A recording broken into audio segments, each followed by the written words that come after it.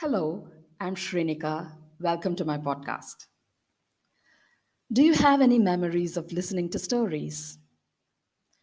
Well, I have many. When I was a toddler, my mother used to tuck me inside the bed and tell me sweet bedtime stories to put me to sleep. As I grew a little older, I often used to complain, "Oh God, I'm so bored." Just then, my grandmother would sit me down and tell me stories of scary witches and wonderful fairies. Later, when I was in college and lived in the hostel, a few of us girls would get together in the night. We'd close all the doors and windows of the room, turn off all the lights, and burn just a single candle. We'd sit around it to tell spine chilling, teeth chattering stories of ghosts.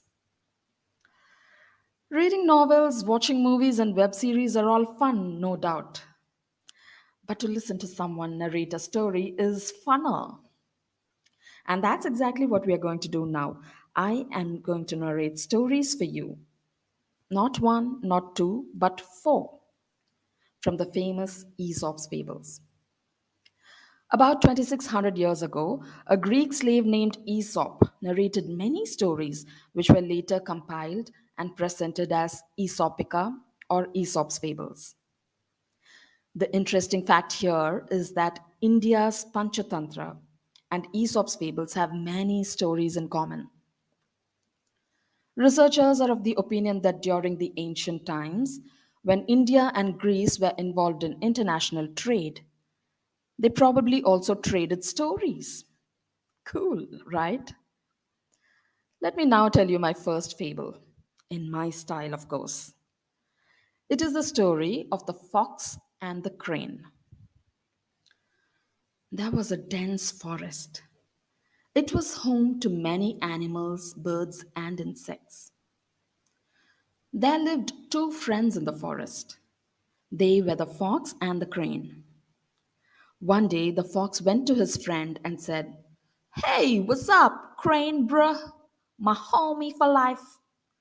I am so lucky. I repeat, so lucky to have a gem like you as my friend, man.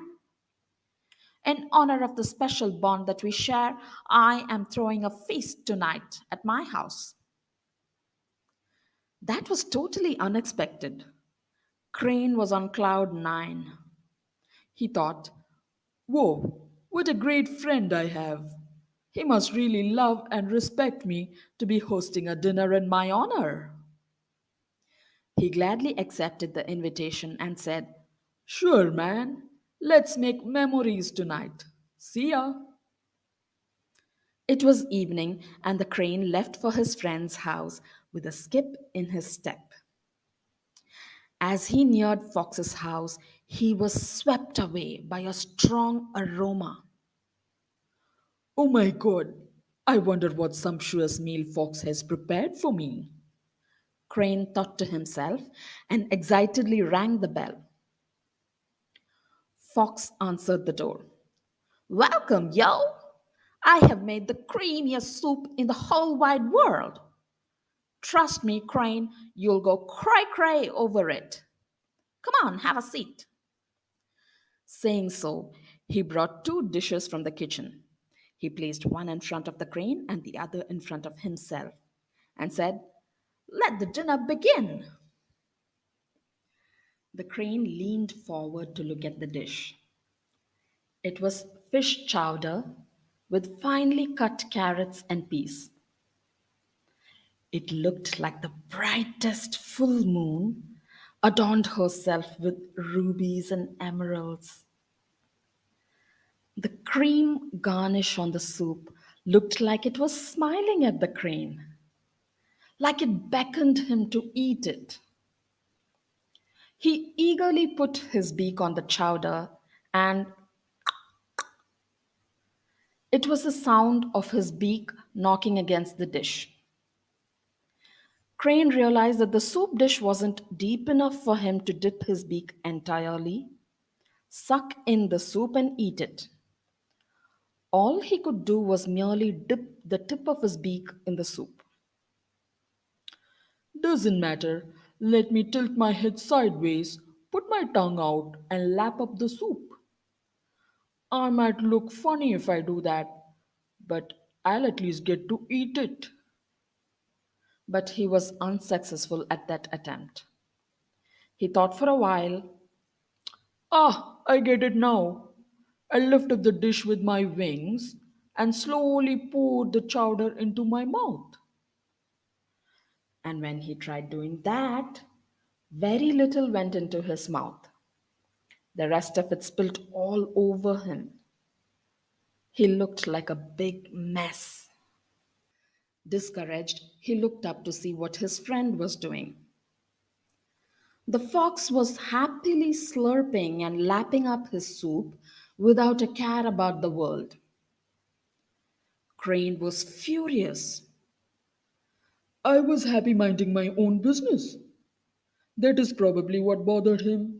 So he called me for a dinner that I can't have. Is this how you honor friendship? Is this how you care for a friend? Is this what you call hospitality?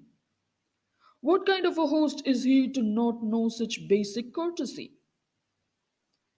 Thinking so to himself, he also decided to teach the fox a good lesson. He pretended to have enjoyed the meal. It was a sumptuous meal, man. I'm very impressed by your gestures that I want to reciprocate the love you showered upon me. I want to treat you for lunch tomorrow at my place. Fox immediately accepted the invitation. After all, who doesn't like a treat? The next day, Fox made sure to not eat a morsel of food since dawn. He was making space in his stomach for the grand lunch. He was that eager. It was afternoon already, and Fox left for his friend's place. Halfway through, he could smell the powerful aroma of fish. Like a sailor who follows the star, Foxy followed the aroma with eyes closed and reached Crane's house. Crane opened the door. Hey man, come on in. What's cooking, homie? I know you've made fish, but the smell of it is unlike anything I've ever had before.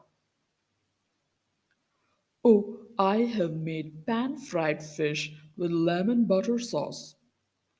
Trust me, my friend, this is the best meal you'll ever have. Crane said sarcastically. He then served food in two pitchers, one for the fox and the other for himself. Fox couldn't see what was inside the pitcher, so he started imagining. He pictured palm sized chunks of codfish fried to perfection, that is, tender and succulent on the inside and crispy on the outside. The sauce made with garlic butter and flavorful lemon juice. And finally, the dish garnished with fresh basil leaves. His mouth watered. He could wait no longer.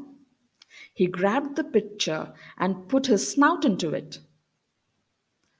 Apparently, his snout was too short to reach the bottom of the pitcher where the fish was. He then put his hand into the pitcher, hoping to pull out the pieces of fish. But he didn't have fingers or claws that could catch hold of things. His paw could only touch the warm pieces of fish. He pulled out his hand and licked the sauce stuck on it. It would be a crime to not eat this. He was determined to find a way out. He held the pitcher upside down and shook it desperately, hoping for the pieces to fall out. But the neck of the pitcher was quite narrow that the pieces couldn't fall out. At this point, he felt frustrated and embarrassed. He looked up and saw his friend. The crane deftly put his long beak into the pitcher used it like forceps to pick up the fish, pulled his beak out, and quickly gobbled the fish. That's when Fox realized that only a crane can eat from a pitcher, and asking him to eat out of it was downright insensitive. Now it was Fox's turn to be furious. Hey, Craney, what's all this about? Did you mistake hostility for hospitality? This is the best meal I'll never have. You know that I don't have a beak to eat from a pitcher. How about serving food on a plate? I thought you were my homie, but you don't even know me. Calm down, man, said the crane. In case you haven't noticed, your homie doesn't have a tongue to lap up the chowder from a dish. That didn't look like hostility to you, did it? I don't know what you mean by hospitality. After all, you only got served.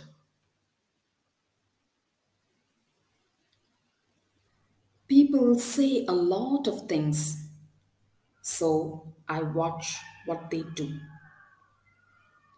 Between any two people in this world, there ought to be differences.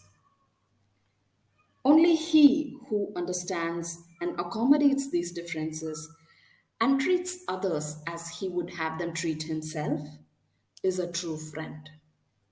So, no matter what sweet things people say to us, we must see if they do as they say. Any disparities between speech and action mean only two things. They are either ignorant about the ways of the world, or their relationship with you is pretentious. Neither will do any good to us. That marks the end of the first story. If you liked it, give me a thumbs up, share it with your friends, and subscribe to my podcast. This story is also available in Tamil and Hindi. You can watch, like, and share them too. Well, you take care, and I'll meet you soon with the second story. Ciao.